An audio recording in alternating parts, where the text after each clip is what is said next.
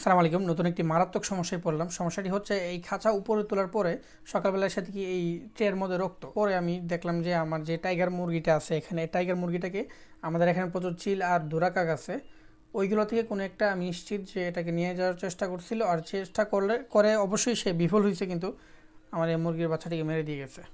এখন এমন একটি অবস্থা, এখানে সেফটির জন্য নেট নিয়ে আসলাম। নেট নিয়ে এসে পুরোটা ভাবতেছি যে চারপাশে ঘুরিয়ে দিব। চারপাশে ঘুরিয়ে দিলে হয়তোবা বাহিরের যে পশু পাখিগুলো আছে ওইগুলো এখানে আসতে পারবে না।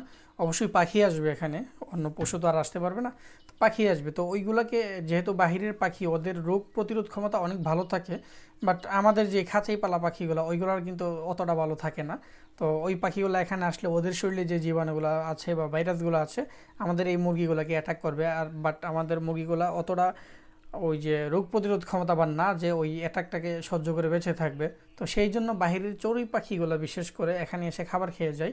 চড়ুই পাখি আর কাক অথবা চিল এসে যাতে আমাদের এই বাচ্চাগুলোকে ক্ষতি করতে না পারে, সেই জন্য এই নেট এনে চারপাশটা ঘুরিয়ে দেওয়ার করলাম, চিন্তা ভাবনা করলাম। তো নেট নিয়ে আসলাম, বাট নেটের নিচে যে দড়িগুলো আছে ওই দড়িগুলো ছিল না, তাই এটা ভালোভাবে হয় নাই আর কি, লাগে নাই।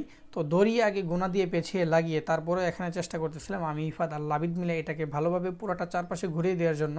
সবটা করে মাঝখানে এখানে এসে একটু থেমে যাই। ওইখানে একটা গুণা ছিল বড়, ভাবছিলাম যে গুণাটার মধ্যে লাগিয়ে দিব, বাট গুণাটা হচ্ছে ওইখানে তারের, ওই গুণাটা সমস্যা হবে দেখে বা খুলে আসতেছে।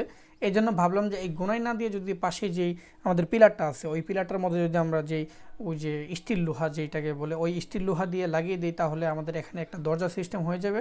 আমরা এখানে গেট সিস্টেম আর কি, গেট দিয়ে ঢুকতে পারবো এবং বের হতে পারবো, সমস্যা হবে না। সেই জন্য আমি আর ইফাত মিলে এটাকে লাগানোর চেষ্টা করলাম। বাগিনা আছে এখানে, আমরা তিনজন মিলে প্রায় 2 দিন কাজ করলাম এখানে। 2 দিন কাজ করার পরে যেহেতু আমাদের পূর্ব কোনো অভিজ্ঞতা নেই, তাই 2 দিন সময় লাগছে এতটুকু কাজ।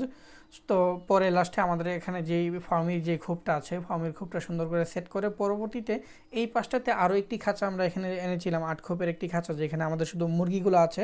আমাদের মাশাআল্লাহ 60টি মুরগি আছে ডিম পাড়া। 60টির থেকে আমরা প্রতিদিনই একদম 4টা থেকে 5টা করে ডিম পাই, মোটামুটি অনেক ভালো পার্সেন্টেজে ডিম পাই। তো আমাদের পরিবারের খাবার চলে যায়।